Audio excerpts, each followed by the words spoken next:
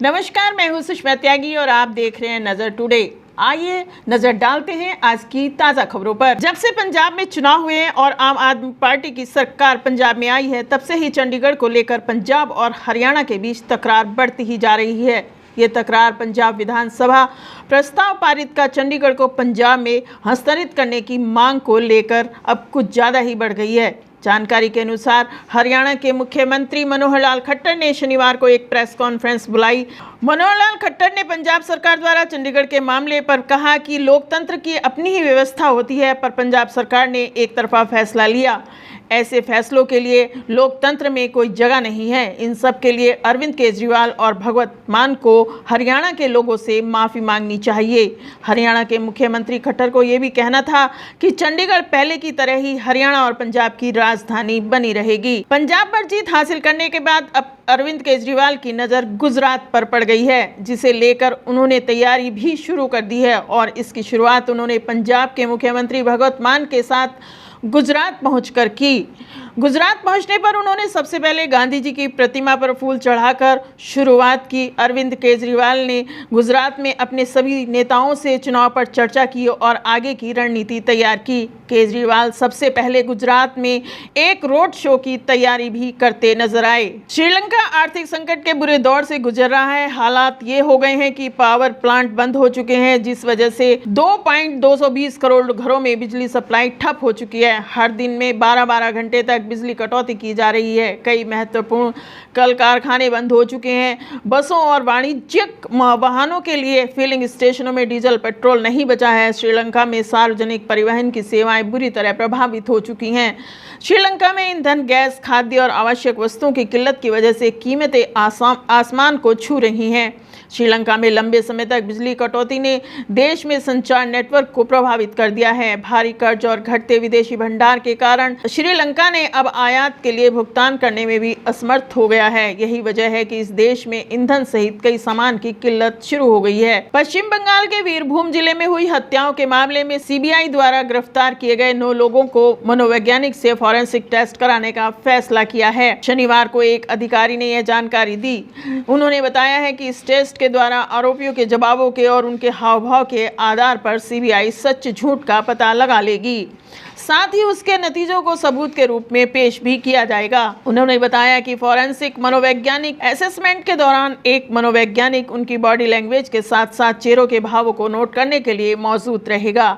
इसके नतीजों को सबूत के रूप में शामिल किया जाएगा। अधिकारी ने कहा है कि 9 संदिग्धों से पूछताछ के दौरान फॉरेंसिक मनोवैज्ञानिक जांच से यह पता लगाने की कोशिश की जाएगी कि ये लोग सच कह रहे हैं या झूठ। उत्तर प्रदेश में मास्क को लेकर एक फरमान जारी किया गया है। लखनऊ नगर निगम ने संचारी रोग पर नियंत्रण और रोकथाम के लिए शहर में मीट की दुकानों की आबादी से दूर खोलने का फैसला किया है और साथ ही गंदगी फैलाने वाले दुकानदारों के खिलाफ दंडनीय कार्रवाई करने का ऐलान भी किया है। साथ ही जो दुकानदार प्रशासन द्वारा दिए गए निर्देशों का पालन नहीं करेंगे, उनकी दुकानों को बंद करा दिया जाएगा और दंडनीय कार्रवाई भी की जाएगी। पाकिस्तान में इमरान खान सरकार के विश्वास मत से एक दिन पहले प्रधानमंत्री इमरान खान ने एक सार्वजनिक संबोधन करते हुए एक बार फिर अमेरिका पर उंगली उठाते हुए विपक्ष पर हमला बोला। संबोधन के दौरान उन्होंने कथित गुप्त दस्तावेज का जिक्र किया, जिसे लेकर उनका दावा है कि उन्हें हटाने की साजिश के तहत इसे अमेरिका से जारी किया गया था। इमरान खान ने कहा है कि हमारी संसद समिति ने भी इस आधिकारिक दस्तावेज को देखा है, जिसमें कहा गया है कि अगर आप इमरान को हटाते हैं तो आपके अमेरिका के साथ संबंध अच्छे होंगे। साथ ही इमरान ने शहबाज शरीफ को भी निशाने पर लिया। उन्होंने कहा कि अगर शहबाज शरीफ ने पदभार संभाला तो वे अमेरिका की गुलामी करेंगे। पाकिस्तान के युवाओं से आज और कल आंदोलन करने का आग्रह करता हूं। बाहरी ताकतों की इस साजिशों के खिलाफ और वर्तमान पाकिस्तान के मीर सादिक और मीर जाफर के खिलाफ आवाज उठाएं। रूस यूक्रेन युद्ध का आज 38वां दिन है। दोनों देश अभी भी पीछे हटने को तैयार नहीं है। एक तरफ रूस की पर हमला न करने के वादे के बाद भी वहां पर गोलाबारी कर रहा है, तो पहली बार यूक्रेन ने भी रूसी सीमा में एयर स्ट्राइक की है। रूसी गवर्नर का दावा था कि तेल डिपो पर यूक्रेन ने हमला किया। हालांकि यूक्रेन की ओर से इसका खंडन किया गया है। गवर्नर विटाली किम के अनुसार दक्षिण यूक्रेन के शहर माइकोलिव ने एक सरकारी इमारत पर हमले में कम से कम कम 35 लोग मारे गए हैं। एक ऑनलाइन पोस्ट में किम ने कहा है कि हमले के बाद बचाव कर्मियों द्वारा मलबे को हटाने और पीड़ितों की तलाश की जाएगी। केंद्रीय वाणिज्य और उद्योग मंत्री पीयूष गोयल ने शनिवार को कहा है कि अगले 4 से 5 वर्षों में भारत में 10 लाख नौकरियां निर्मित होंगी। उन्होंने कहा कि ऑस्ट्रेलिया के साथ नए व्यापार समझौते से अलग अलग 5 वर्षों से द्विपक्षीय व्यापार मौजूदा 27 अरब डॉलर से करीब 45-50 अरब डॉलर तक पहुंचने की उम्मीद है। साथ ही सरकार को उम्मीद है कि अगले 4 से 5 वर्षों में भारत में 10 लाख नौकरियां निर्मित की जाएंगी। भारत ऑस्ट्रेलिया आर्थिक सहयोग और व्यापारी समझौते पर वाणिज्य मंत्री पीयूष गोयल और उनके समक्ष ऑस्ट्रेलियाई व्यापार, पर्यटन और निवेश मंत्री डैन तेहान ने आज प्रधानमंत्री नरेंद्र मोदी और उनके ऑस्ट्रेलियाई समक्ष स्कॉट मॉरिसन की उपस्थिति में एक वर्चुअल समारोह में हस्ताक्षर किए। केंद्रीय मंत्री गोयल ने समझौते पर हस्ताक्षर के बाद एक प्रेस कॉन्फ्रेंस में कहा कि यह भारत के लिए एक ऐतिहासिक दिन है, क्योंकि यह भारत का पहला समझौता है जो एक दशक में एक बड़े विकसित देश के साथ किया गया है। उन्होंने कहा कि लोगों को उम्मीद नहीं थी कि विकसित देशों के साथ भारत की ट्रेड एग्रीमेंट पर कर पाएगा। ये एक ऐसा देश है जहां के लोगों के साथ भारत के एक बहुत अच्छे संबंध हैं। हम दोनों एक दूसरे की मदद करते हैं। दौसा के लालसोट में हुआ महिला डॉक्टर का आत्महत्या मामला गरमा गया है। घटना के अगले दिन बुधवार को अब प्रदेश भर के डॉक्टर और अलग अलग संगठन आंदोलन पर उतरे हैं और इंडियन मेडिकल एसोसिएशन राजस्थान के आह्वान पर 24 घंटे बंद का ऐलान किया गया है। इमरजेंसी सेवा भी बंद रहेंगी। बता दें कि प्रदेश में करीब 12,000 प्राइवेट अस्पताल हैं।